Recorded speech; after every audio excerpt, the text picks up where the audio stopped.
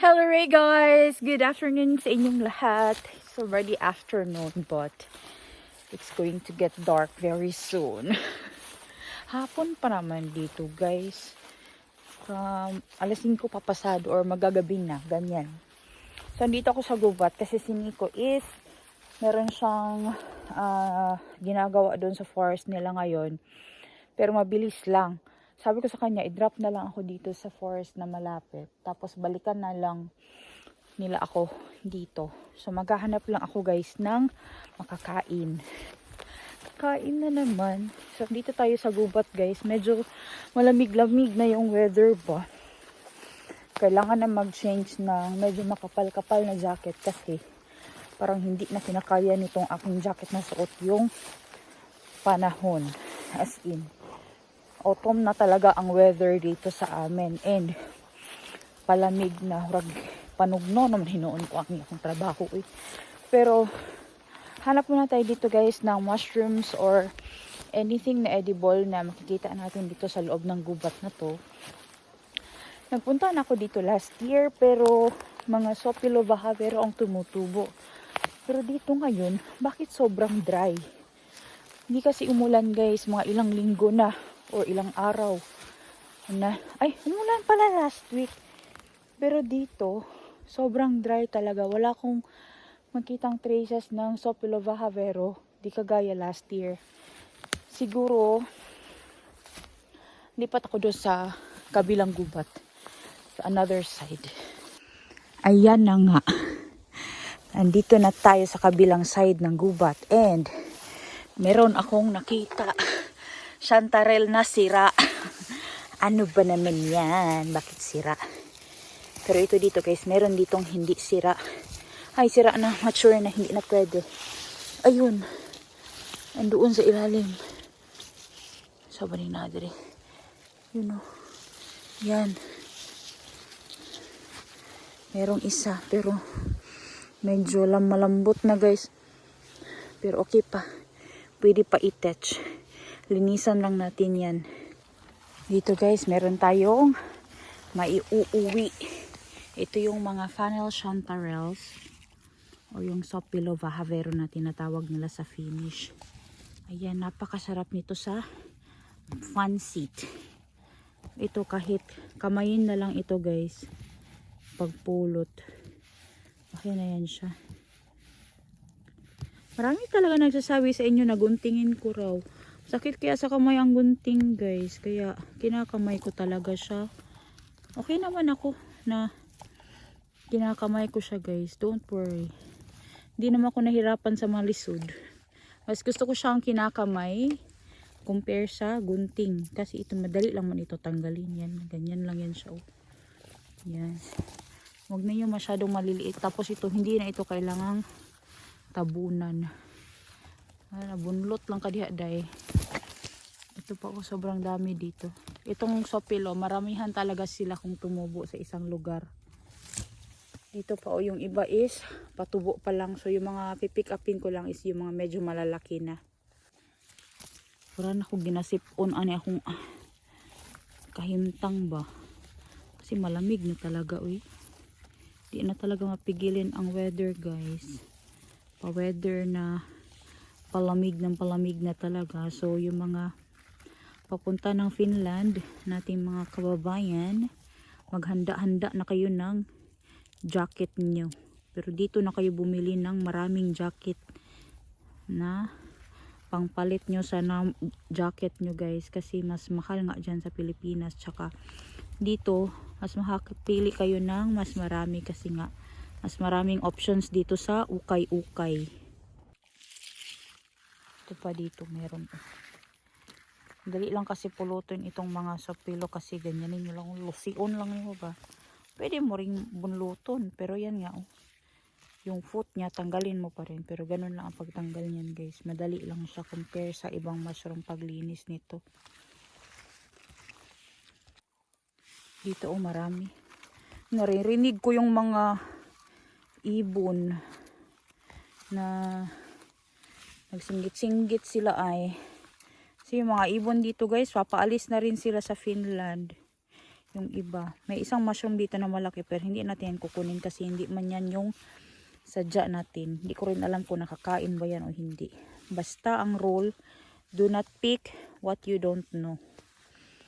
Di magpatakagdas magday. Ito po, cut ko lang yung dito sa ano niya para madali. Ito pa oh, ang gaganda ng mga sopelo.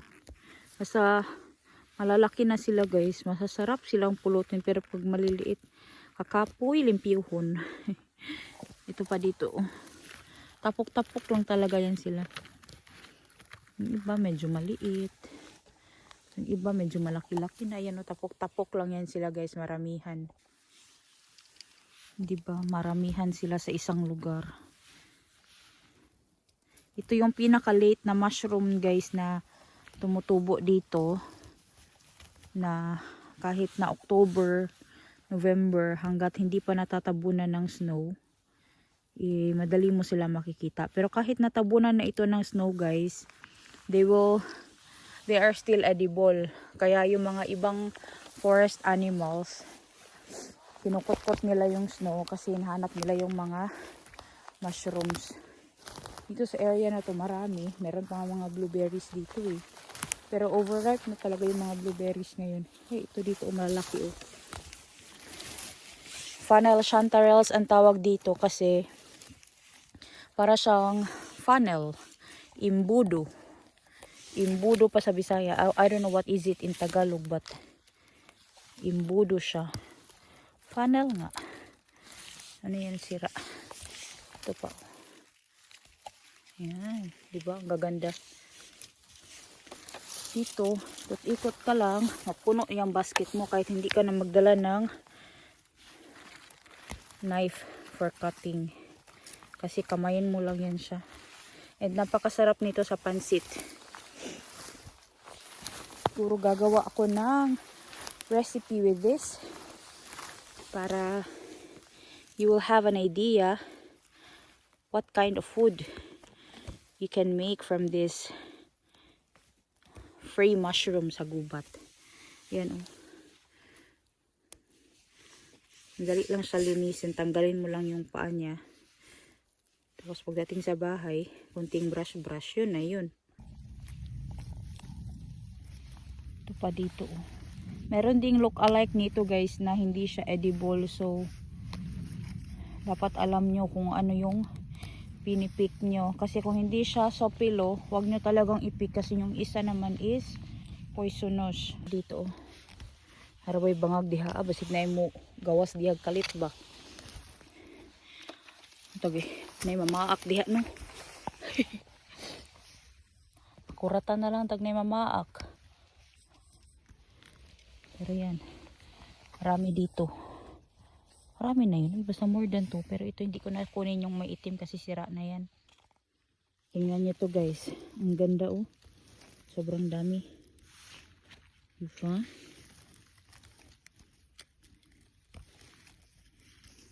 Hala sila madam eh. Napasmuhan na in taon sila. Tungod na ako. Sigtan og mushroom picking. Pangangon pod mo. Makasala naman hinuon ta og magkaroon gani mo gastritis or gastric ulcer. Ako pa yung mapasanginlan. Pangaon pod mo madam. Mahimuot na lamang ko sa inyo ha kay tanaw gihapon mo sa ko maski daghag. Himuonon sa balay pero salamat kay sa daghan. Ang ganda ng mushroom na to guys oh, pero hindi ko alam kung edible ba to. Pero color red siya. Ay, ang ganda. Red na red. Kakulay ng aking jacket. Red na red. Pero, do not pick what you don't know. Ito, kilala natin to. This is funnel chanterelle. Ang laki oh. Minsan lalaki pa talaga to sila yung sobrang malalaki. Mga next month guys, yung ibang lugar, magsisilakihan pa yan. Pero ito, pwede na itong ma-pick up, of course. Yan, oh, marami na rin yan. Dito guys, oh, meron dito malalaki. Hindi man kasi ito sila sabay-sabay din tumubo. Yan, oh. Marami na rin to. Yan. Ito siya, hindi talaga siya kailangang tabunan. Kasi yung mga mycelium nila, nasa ilalim na yan ng lupa. Pero ito pa dito. Kita niyo yung mga blueberry bushes, wala ng mga dahon.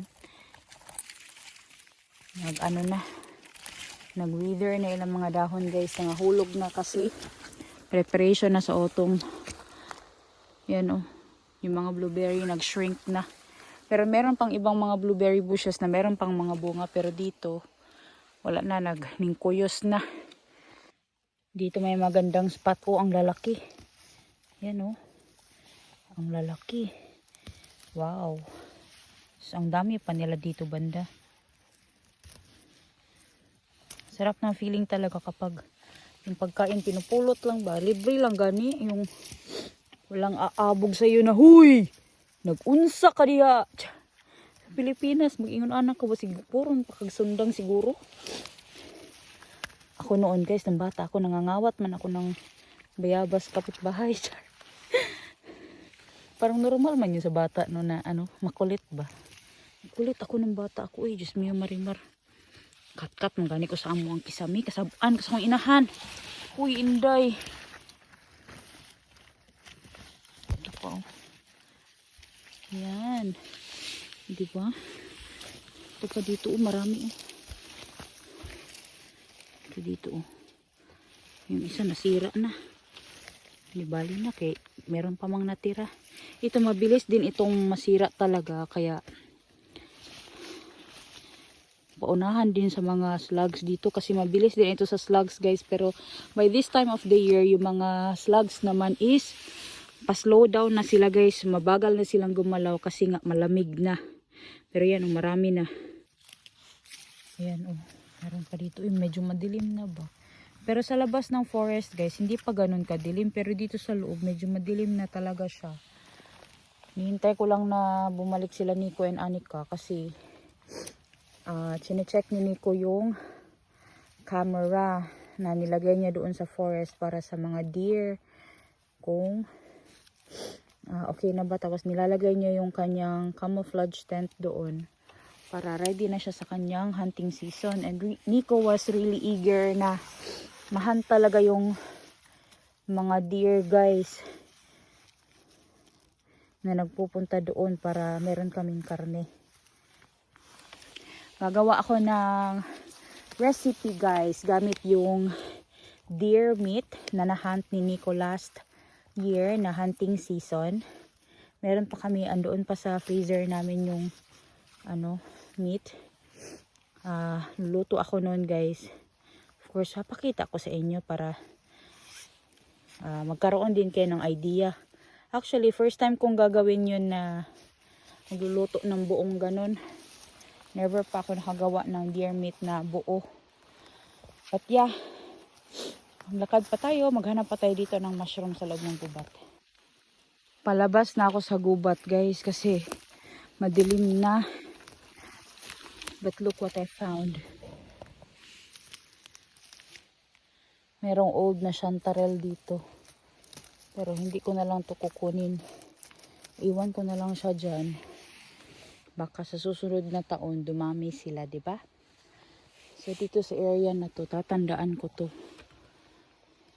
Ay, hala. Tuara. Kaya pala sabi ko gusto ko nang lumabas na parang hindi. Ay, hala. Meron parang chanterelle dito, guys. First time ko tong makakita dito na area ng chanterelle.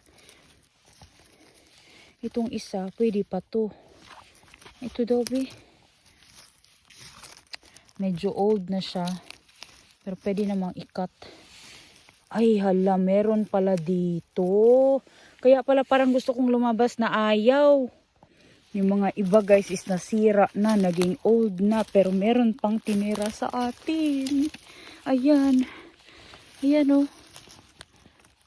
Yes. Kahi oh. Wow. Ayan oh. So, ito pa dito. Ayan. At least meron pang natira for us. Akala ko isang piraso lang talaga yung mauwi natin na chanterelle today. Ito naman medyo mature na pero pwede pa yan siya. Ikat lang natin yung taas niya. Tapos ito pa dito guys.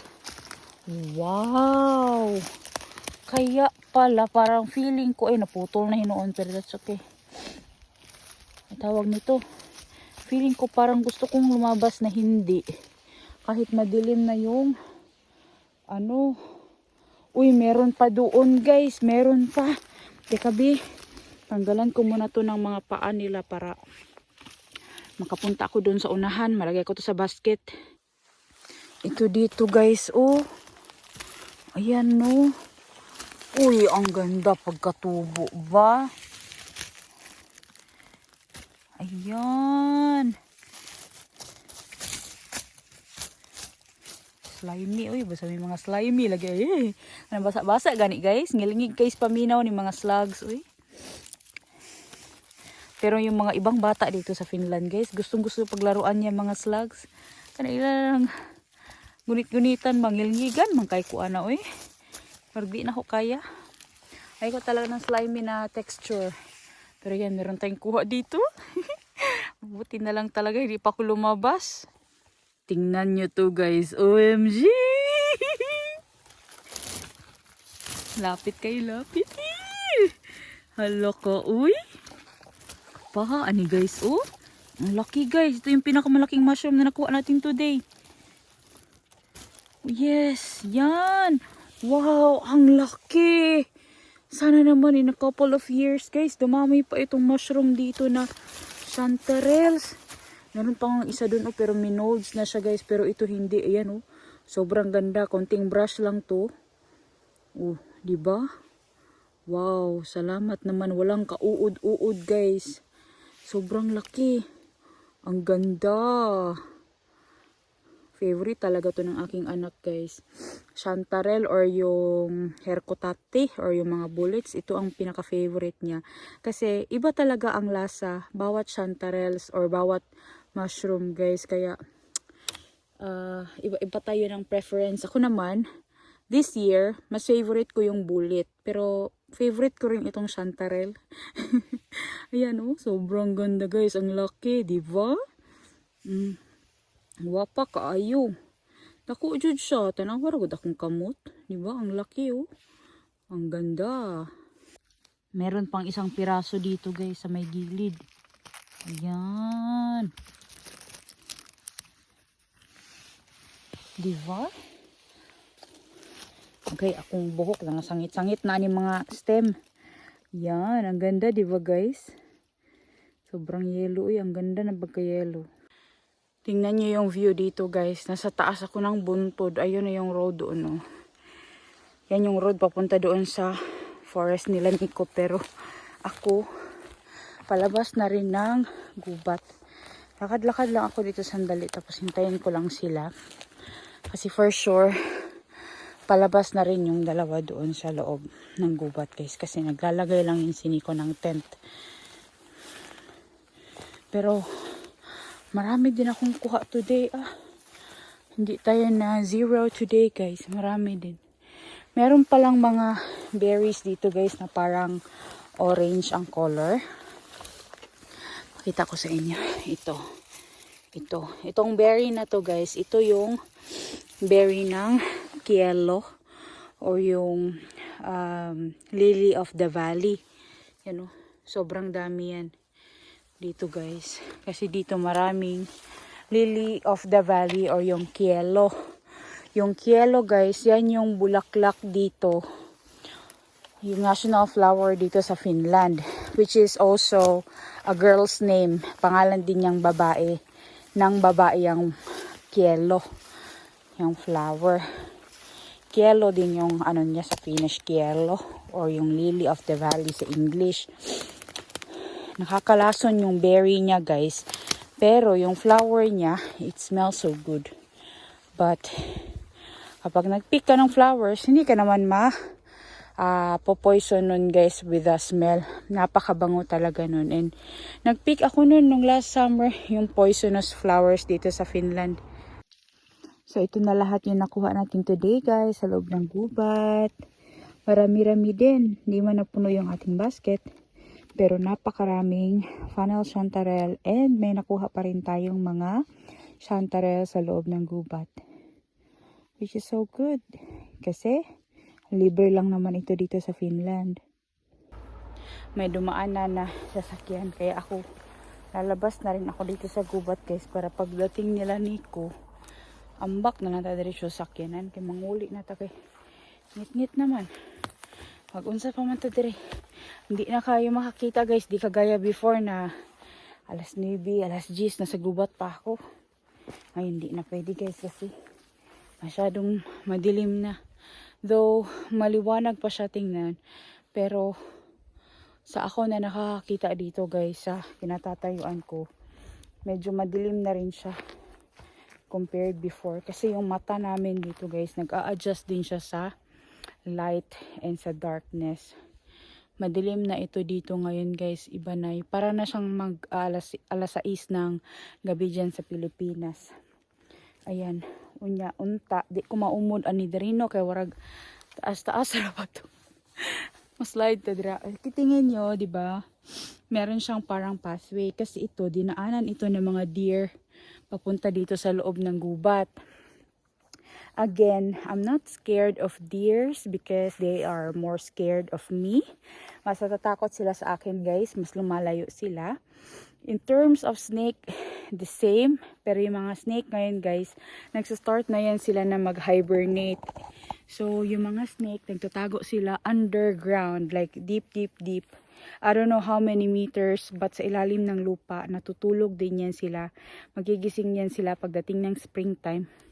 And mag-roam around. But dalawa lang talaga ang klase ng snake meron kami dito. Yung isa is hindi poisonous kasi wala siyang ngipin.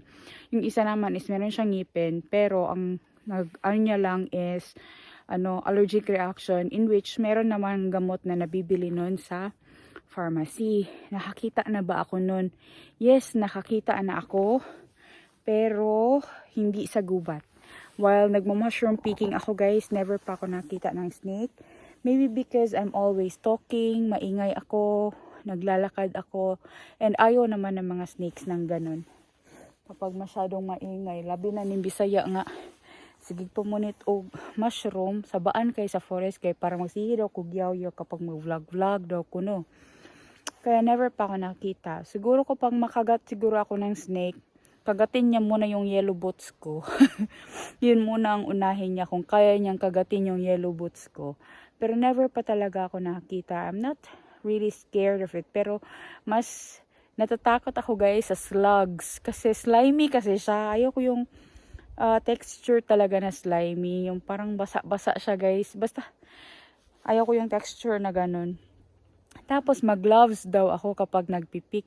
Hindi ko siya gusto guys kasi mahirap. Tsaka hindi naman madumi kasi yung forest. So ayoko mag-gloves. Mas gusto ko yung nafe-feel ko yung mushroom kapag pinupulot ko siya. Kaya hindi ako nag-gloves. Gumamit daw ako ng scissor while picking. Masakit sa kamay guys kapag alam mo naging nakaipit yung kamay mo na ganun. Kesa naman ganun lang Mas madali sa akin yun. Tsaka usually talaga dito, we use hunting knife or yung knife na ganito guys, na meron siyang dalawang sides. Ayan, yung other side is yung knife and yung other side is yung brush. And yung mushroom knife guys, this is not very sharp, same like for cutting meat. Ito siya is habol-habol lang siya. Ayan, hindi siya ganun ka enough lang siya to cut the mushroom. Ganun. But anyways guys, dito ko natatapusin ang video na to. Salamat sa inyong lahat sa patuloy na panonood ng aming channel. Very soon, Nico is going to have his own channel kasi gusto niya mag-share in English or in Finnish about Finnish forest, Finnish nature, and other kinds of stuff that he can explain better than me. Kasi he is more knowledgeable than me guys because he has been working more than 15 years sa loob ng gubat dito sa Finland. So he has more experience that he will be able to share to you. So abangan nyo yun guys and hope you will support Nico's channel. We will soon post it or update it dito sa channel ko. So he can also like, share, and subscribe to Nico's channel. He was not really into vlogging, but I kind of like encouraged him, and he said this is nice because people are interacting and people are liking what they are seeing, even though it's very simple. And once again, I would like to remind all of you, if you are here sa channel ko para sa mga pranks, yung mabibilis na vlogs, yung sobrang active, I apologize guys, that is not our channel. Our channel is more of a calm, family, happy, food ways, countryside life, cooking life in the countryside, about nature. That is our vlog, because we are not like other families who are so loud. We may be very loud, but hindi kagaya sa iba guys that they do pranks and such kind of stuff. And iniwasan din namin yung mga pranks guys, because I did prank Nico one time and I'm not gonna do it again because yung friend niya is kailangang mag-take ng medicine after that, which is not good. So hindi ko na talaga siya gagawin, and that was it. And never ko rin siya na vlog talaga, which is very good kasi it won't be nice to show that one. Pranking and fun videos are also very good for others, but it's just that hindi yun suit for us. But sa channel namin guys, you will just see something very simple, which is how we are. Yun lang po yun. But anyways guys, thank you so much sa inyong lahat sa patuloy na panonood talaga ng aming mga video. And yung mga nanonood ng aming mga mushroom hunting, please naman kumain kayo. Si Madam ba hindi kumain? Napasmuhan na daw talaga siya. Salamat guys sa inyong lahat. Please don't forget to like, share, and subscribe. I will see you again next time. Hey, hey! Unya, unsaon naman taan ni Ronday? Og mga umod taan ni diri, bantay lang jud na. Ala, just mi marimat. Ang tambok muli gidaro. Lata.